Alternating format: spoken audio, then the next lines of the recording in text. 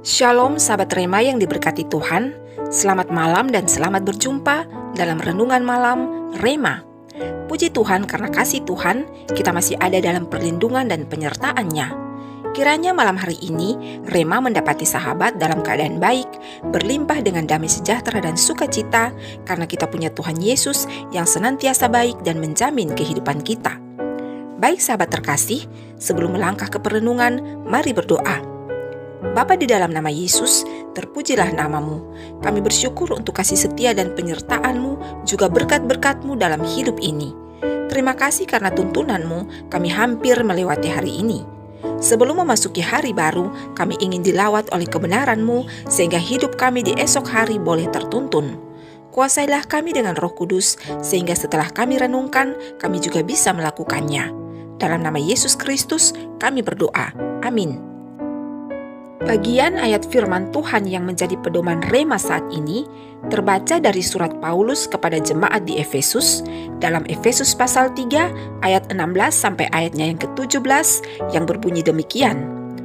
Aku berdoa supaya Ia menurut kekayaan kemuliaan-Nya menguatkan dan meneguhkan kamu oleh Roh-Nya di dalam batinmu, sehingga oleh imanmu Kristus diam di dalam hatimu dan kamu berakar serta berdasar di dalam kasih. Sahabat Rema, pada suatu hari seorang anak bernama Tommy mengikuti lomba balapan mobil mainan. Lomba diadakan sejak pagi hari dan menjelang sore lomba masuk pada putaran final yang menyisakan 5 peserta yang masih bertahan, termasuk Tommy dan mobil balap mainannya.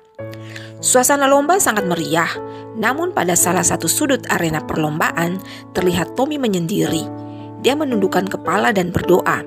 Setelah berdoa, wajah Tommy kelihatan tegang karena gugup. Namun dia tetap berusaha untuk tersenyum. Pertandingan pun dimulai, dan setelah 10 kali putaran, ternyata mobil balap mainan milik Tommy lah yang pertama kali masuk garis finish. Saat pembagian hadiah, pembawa acara berkata kepada Tommy, "Hai jagoan, tadi saya sempat melihat kamu berdoa sebelum pertandingan dimulai. Pasti kamu meminta kemenangan pada Tuhan, bukan?" Tommy menjawab, "Tidak, Pak. Rasanya tidak adil meminta kepada Tuhan untuk menolong saya mengalahkan orang lain." Pembawa acara menjadi agak bingung dengan jawaban Tommy, sehingga dia kembali berkata, "Pada umumnya dalam sebuah pertandingan atau perlombaan, para peserta berdoa meminta kemenangan. Saya jadi penasaran, sebenarnya apa yang kamu minta kepada Tuhan dalam doamu tadi?" Tommy kembali menjawab, "Pak, dalam sebuah pertandingan atau perlombaan, tidak mungkin semua peserta akan jadi pemenang. Pasti akan ada yang kalah. Jadi, yang saya minta kepada Tuhan dalam doa saya tadi adalah agar Tuhan menguatkan saya supaya saya tidak kecewa dan menangis jika saya mengalami kekalahan." Sahabat Rema, permohonan Tommy adalah doa yang luar biasa karena dia tidak meminta Tuhan untuk mengabulkan harapannya, namun dia memohon agar diberikan kekuatan untuk menghadapi apapun yang terjadi dengan batin yang tetap teguh. Satu contoh baik yang patut diteladani dan diterapkan dalam kehidupan kita. Karena jika mau jujur, seringkali pada umumnya kita berdoa meminta Tuhan untuk mengabulkan permohonan-permohonan kita tanpa mempedulikan apa kehendak Tuhan bagi kita. Satu hal yang harus selalu kita ingat, bahwa kehendak Tuhan itu tidak hanya yang mengenakan bagi daging saja, tetapi juga yang tidak mengenakan. Jika kita telah menyerahkan kendali hidup kita kepada Tuhan, maka percayalah bahwa Tuhan pasti akan memberikan yang terbaik, sekalipun kita harus menghadapi dan melalui yang tidak mengenakan. Contoh sederhana misalnya, ketika kita hendak mengikuti sebuah pertandingan atau perlombaan, namun kita sama sekali tidak ada persiapan untuk menghadapinya. Pada saat lomba akan berlangsung, kita berdoa meminta kemenangan. Tentu saja kita tidak akan memperoleh dan kemungkinan besar kekalahanlah yang akan didapat. Kekalahan itu adalah cara terbaik dari Tuhan bagi kita agar kita mau berlatih dan berlatih sehingga menjadi lebih baik dari sebelumnya. Sahabat Rema, tidak ada larangan jika berdoa dan meminta semua yang terbaik menurut kita kepada Tuhan. Tetapi ada hal yang harus diingat, bahwa yang terbaik menurut kita belum tentu terbaik menurut Tuhan. Karena kadang yang terbaik menurut kita itu tidak kita dapatkan, malahan yang buruk menurut kitalah yang terjadi. Namun sebagai orang percaya, janganlah kita buru-buru menyimpulkan bahwa Tuhan tidak sayang kepada kita. Karena hal buruk menurut kita yang terjadi dalam hidup kita itu adalah hal terbaik yang Tuhan izinkan terjadi, bukan untuk menghukum, tetapi untuk mendewasakan, sehingga kita memiliki kondisi kerohanian yang kokoh dan tahan banting terhadap segala kondisi kehidupan. Hal buruk tidak akan selamanya terjadi dalam hidup kita, karena Tuhan sementara memproses kita menjadi yang terbaik dengan membasmi semua keburukan-keburukan kita. Harus diingat bahwa emas tidak selamanya ada dalam dapur peleburan, karena ada saatnya emas itu akan diangkat setelah dimurnikan. Percayalah sahabat, Tuhan senantiasa menyertai dan memperhatikan kita. Tidak ada satu hal pun yang terjadi dalam hidup ini yang luput dari perhatian Tuhan. Tuhan selalu baik bagi kita, sekalipun menurut kita dan kata orang bahwa keadaan kita tidak baik. Mungkin sahabat pernah mendengar atau membaca sebuah kalimat bijak yang berbunyi, "Janganlah meminta kepada Tuhan untuk meringankan beban, tetapi mohonkanlah bahu yang kuat untuk memikul beban itu." Seharusnya dalam setiap doa kita diterapkan maksud kalimat bijak itu. Seharusnya kita berdoa bukan untuk hal-hal baik saja yang sesuai dengan harapan, cita-cita dan impian kita, tetapi juga untuk setiap hal buruk yang mungkin sementara dan akan terjadi di dalam kehidupan. Menyadari bahwa hal baik dan buruk akan silih berganti dalam hidup, maka hal paling bijak yang harus selalu dilakukan adalah selalu waspada melalui doa. Berdoalah selalu, mohonkanlah kekuatan untuk bisa menerima apapun kehendak Tuhan sebagai yang terbaik dalam kehidupan kita. Allah di dalam Yesus Kristus memberkati kita dengan firman-Nya. Sahabat, mari berdoa. Bapa Surgawi, terima kasih untuk setiap hal yang Engkau izinkan terjadi dalam hidup kami.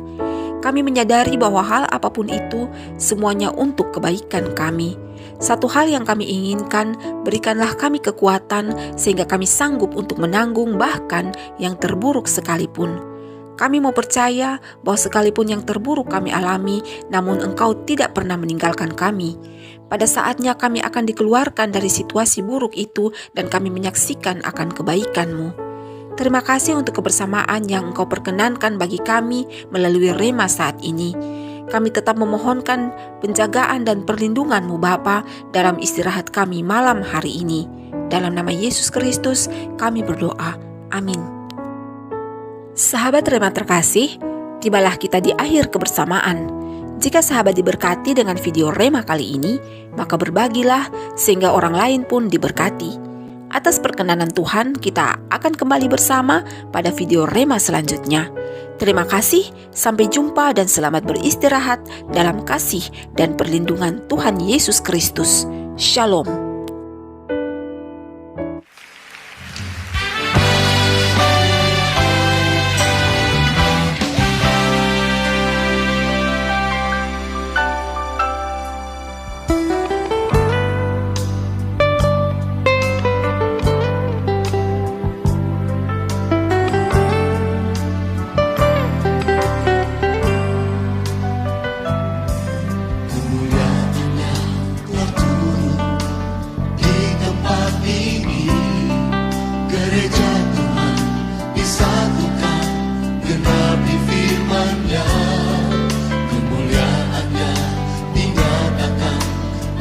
Segala bangsa, lawatan Tuhan terjadi di sini. Kemuliaan-Nya telah turun di tempat ini. Gereja Tuhan disatukan, genapi firman-Nya. Kemuliaan-Nya dinyatakan atas segala bangsa. Lawatan Tuhan terjadi di sini. Kuasa-Nya dicurahkan, berkat-Nya dilimpahkan.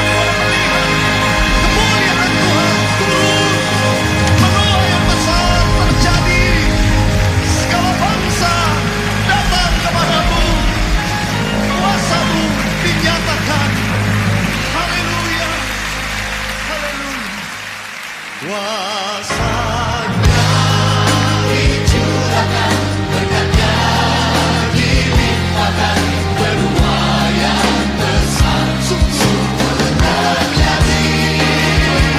Sekarang bangsa akan datang menyembah Yesus Tuhan, kemuliaan Tuhan telah turun. Kuasa-Nya dicurahkan, berkat-Nya dilimpahkan, penuaian besar sungguh terjadi. Akan datang menyembah Yesus Tuhan, kemuliaan Tuhan telah turun. Bangsa akan datang menyembah Yesus Tuhan, kemuliaan Tuhan telah turun.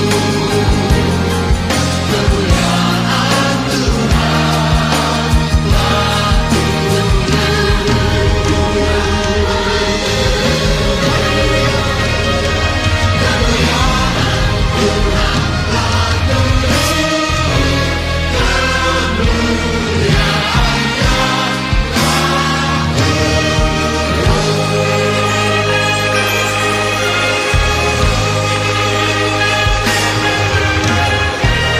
Oh, betapa indahnya dan betapa eloknya bila saudara seiman hidup dalam kesatuan. Oh, betapa indahnya dan betapa eloknya bila saudara seiman hidup dalam kesatuan. Berurapan di kepala Harun yang kejanggut dan jubahnya turun seperti embun yang dari Hermon mengalir ke bukit Sion. Ke sana telah diperintahkan Tuhan agar berkat-berkat dicurahkan, kehidupan untuk selamanya. Oh, betapa indahnya, seindah pelangi, secerah mentari, janji-Mu teruji. Engkau Yesus yang terpuji. Kini Engkau ku miliki, hatiku bernyanyi karena aku Kau miliki. Jadikan hidupku berarti, seindah pelangi, secerah mentari, janji-Mu teruji. Engkau Yesus yang terpuji.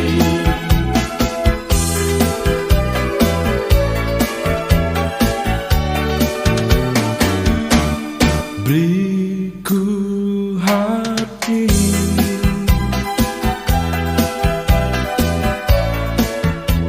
untuk menyembah.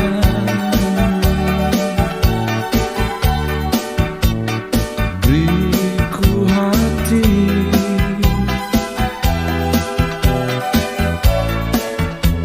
untuk mengasihi-Mu.